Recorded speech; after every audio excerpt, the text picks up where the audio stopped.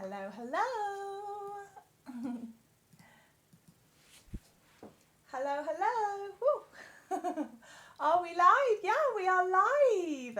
Hi, everybody. I thought I would do a really lovely morning lesson for you all today. Okay, let me just change my camera resolution for you. Hopefully that's going to be, is that a little bit better? Let me see.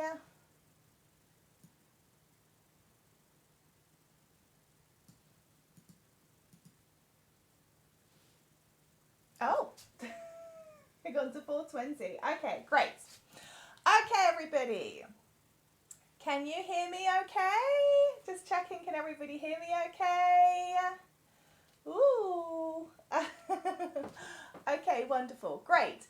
So today's lesson, everybody, is going to be on adverbs. I thought it would be really good to do a lesson on adverbs today.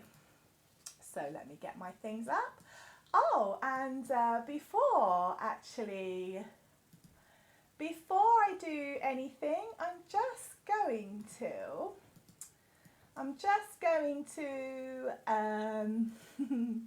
hello Hussein, hello everybody. Hi, good morning. Yeah, I thought I would do a morning class for a change. I never do a morning class. This is because most of the time I'm teaching privately, so I thought I would do a nice morning class. I have a free hour, and I thought, I'm going to do a morning class and see how everybody feels about that, if that is useful. So I've got a really cool thing that I really love. Tell me if you like it. Ready, go. Hello from Alison at Engli-teAch. There you go. All right, today's lesson, everybody. Hi. Today's lesson is going to be on adverbs, okay? It's going to be on adverbs. Now, adverbs is one of those things that people often get wrong when they start using them because they use the wrong ending, or they add extra words before the adverb or after the adverb, which are incorrect. It kind of gets a bit muddled and a little bit jumbled, kind of like this. So I thought it would be a useful lesson to do something on adverbs. Okay, so if you didn't already know, this is exactly what an adverb is, okay? An adverb modifies or tells us about other words, okay? It adds extra description, extra emphasis, extra boom, extra power sometimes to words. Now, usually by doing that, adverbs modify verbs, so they will change a verb, telling us how often, when or where something was done. Okay, so it adds extra information at the same time that it's changing something. Now, the adverb is placed after the verb that it modifies. Now, often I talk about structure in grammar, don't I? I often say to you, think about grammar in English like building a house. Think about learning English like building a house. You need the grammar, you need the foundations, you need the walls, which are the verbs, you need the adjectives, which are maybe the windows. So it all works together. This is how it all works together. So let's have a few examples, okay, of how exactly the adverb is placed after the verb that it modifies, okay? I'm going to leave this, I'm going to take this out, and okay, so The car drove slowly. Okay? The car drove slowly. The car drove slowly. The car drove slowly. So drove is the verb. All right? Drove is the verb and slowly is the adverb. Okay? Slowly is the adverb. Drove is the verb. Okay? Thank you. I'm reading your comments as I go. Thank you. Okay, now can anyone think of another example? Can you give me another example? The car drove slowly. Can you think of another example? The car drove fast. The car drove fast. So drove is the verb, fast is the adverb. What I'll do is I will underline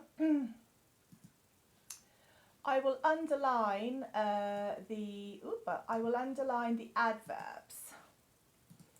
He ate greedily. He ate greedily. So greedily means to eat lots and lots and lots and lots and lots, like bit like a little piggy. Okay, the car drove slowly. The car drove fast. He ate greedily. It's good? Now, sometimes adverbs actually modify other adverbs. So it's a very transformative part of English grammar, adverbs. So by doing this, it can make them stronger or weaker, okay? So sometimes adverbs modify adjectives, making them stronger or weaker. Okay, now what do I mean by that? Thank you. Am I speaking okay? Because somebody left a comment that said I was speaking too fast, which I'm sorry. I'm sorry about that. So is this okay? Is the speech okay? If it's too fast, then drop me a link, tell me in the comments and I will slow down because I don't want to go too fast for anyone. Okay, so let's look at some examples. These are our examples. Let's put examples. These are our examples. You look, missed a word out there. You look absolutely beautiful. Ah. You look absolutely beautiful. Absolutely, I'll put this up at the top actually. Absolutely is the adverb. Okay? Absolutely is the adverb. You look absolutely beautiful. Look is the verb. Absolutely is the adverb. Okay? All right. Another one. She is slightly... Actually, before we do that, let's just look at something. If we didn't have the adverb,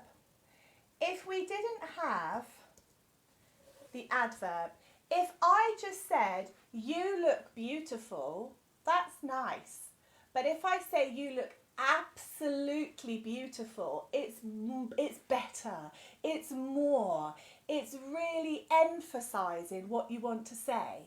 And this is why adverbs are very important, because as I've put here, it can make something stronger or weaker. Okay, it can make something stronger or weaker. Stronger or weaker. Now let's look at another one. He was annoying. Oh, there's always someone at work or at college who is annoying. Now look. He was annoying. Oh, he was annoying. But if you said he was very annoying, this is like, ah. He was very annoying. It really adds extra impact. He was very annoying. So very is the adverb, okay? He was very annoying. Oh, thank you. Okay, thank you. Thank you for letting me know about the speech. Thank you. It's very important. Okay, now let's look at how some types of adverbs can modify other adverbs.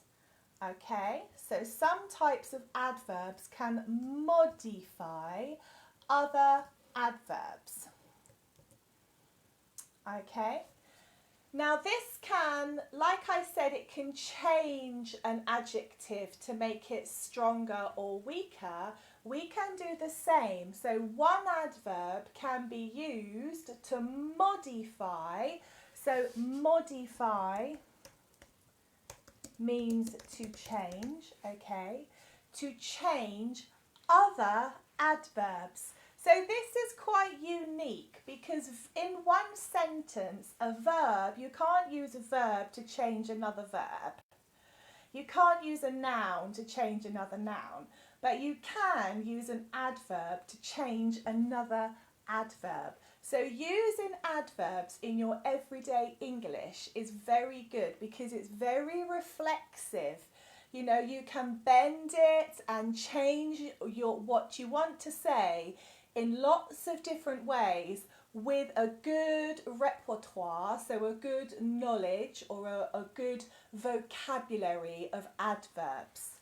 Okay, so let's have a little look. So, he played the violin extremely well. Okay, he played the violin extremely well. Let's put that here. There you go. He played the violin extremely well. Now, extremely, again, is the adverb. Now, again, you can use your voice. I often talk about the intonation of your voice, the strength of your voice and the pitch of your voice. So that's whether you lift your voice or lower your voice or make it quick or low. Now, you can use these to really emphasize what you want to say. For example, if I said, he played the violin well. That's kind of quite average. He played the violin well. But if I said, he played the violin extremely well. Extremely, extremely. Now, I am a great believer of using facial expressions, okay? Now, I think this is quite important. Lots of languages are quite reserved. I know maybe traditional British old-fashioned English is quite reserved, but I lived for years in France and other countries, and one thing I learnt when I was trying to learn another language myself was that often using hand gestures, my face, my tone of voice, it would really help other people understand what I was saying if I hadn't quite got it right, because I was still learning the language. And this is really, really important. And if you don't understand something or you're struggling, if you're scowling and doing all this sort of thing, it kind of is a bit scary, and people are a little bit less receptive, they will warm perhaps less to you, so they might not help you as much. So I always think smiling and using your face and your gestures to be kind of positive. Obviously, because of different cultures, you have to be mindful of your gestures and facial expressions, because some things can be offensive in some cultures. So you just have to be thoughtful of that process. And and it should work well. Anyway, everybody, that is the lesson for today. I just did a little quick one. I hope that's okay. So now you have covered in the last 7 days we've done, let me tell you what we've done. In the last 7 days, we have learned the simple future tense. We have learned the future continuous tense. Let me put this down. In the last, it's about 7 days or maybe 9. The simple future tense, we've learned the future continuous tense, we've learned the future perfect continuous tense and adverbs. And also I did something on homographs as well. Did I? Yes, homophones, sorry. Homographs. Homophones. So look, this is what we have learned. Homophones. This is what we have learnt, or you have learnt with me in the last 7 to 9 days online here with Alison at Engli-teAch. So that's wonderful. So I hope that's great, everybody. And also, I just wanted to say as well, I forgot to put my logo on. Sorry about that. I also wanted to say this page is almost at 5,000. 5,000 likes. So thank you so much. That's wonderful. In just under 10 days. So that's great. It's quite amazing, really. I'm very pleased. Thank you.